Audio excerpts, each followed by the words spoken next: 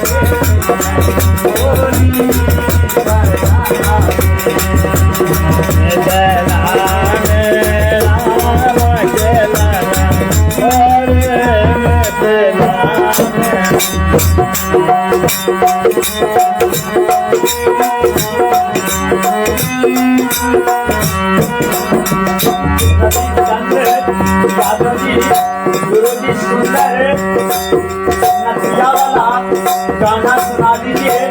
आपके मुँह से सुनना चाहता हूँ। बहुत ही अच्छा लगता है, बहुत बढ़िया लगता है। मैं भी लुधियाना पंजाब से देख रहा हूँ।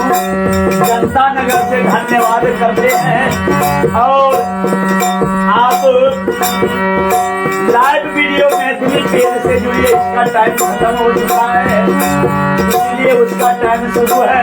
मैं जबरदस्ती अभी आपको थोड़ा सा सुना रहा हूँ। इसके बाद हम जरूर सुनाएंगे आपको लाइव वीडियो मैथिली पर।